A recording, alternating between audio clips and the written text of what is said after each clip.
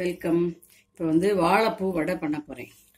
வாழைப்பூ வடைக்கு இந்த மாதிரி ஒரு கிண்ணத்து நிறையா கடலைப்பருப்பு எடுத்துக்கோங்க.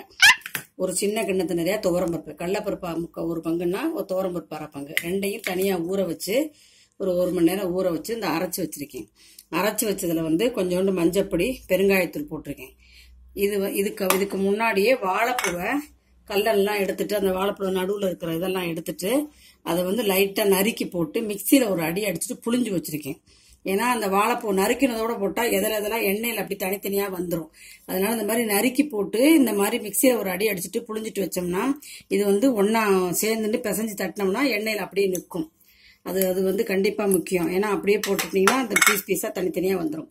இதோட இதுக்கு வேணுங்கிற கருவேப்பிலை, இதுக்கு வேணுங்கிற கொத்தமல்லி, ஒரே ஒரு வெங்காயம் நறுக்கி வச்சுருக்கேன்.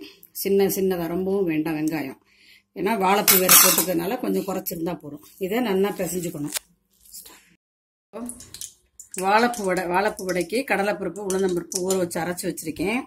ஊற வச்சு அதை அரைக்கும் போதே 2 பட்டை மிளகாய் உரப்புக்கு போட்டுக்கணும். அதுக்கப்புறம் அதில் பெருங்காயம், கருவேப்பிலை, கொத்தமல்லி, ஒரு வெங்காயம், வாழைப்பூ பொடியாக நறுக்கி அதை மிக்சியில் ஒரு அடி அடிச்சுட்டு புளிஞ்சு போட்டிருக்கேன். அந்த மாதிரி போட்டால் தான் பூ தனித்தனியாக எண்ணெயில் வராது, இல்லாட்டி தனியாக எண்ணெயில் பிரிஞ்சு வந்துடும். போட்டுட்டு இந்த மாதிரி ஒரு பிளாஸ்டிக் பேப்பரோ இல்லை கையிலையோ அவளுக்கு எப்படி தோதோ போட்டு எண்ணெய் நல்லா காஞ்ச உடனே இந்த மாதிரி தட்டி போட்டு எடுக்கணும். திருப்பி விடணும். திருப்பி விட்டோன்னா நல்லா பொன்னிறமாக வந்துடுச்சு. வந்தாச்சுன்னா போகிறோம், ரொம்ப கருகாமல் அப்படி. ஏன்னா பூவெல்லாம் மேலாப்பில் இருக்கிறதுனால கருகி போனாலும் போயிடும். அதனால் பொன்னிறமாக வந்தோன்னா வடையை எடுத்துட வேண்டியது.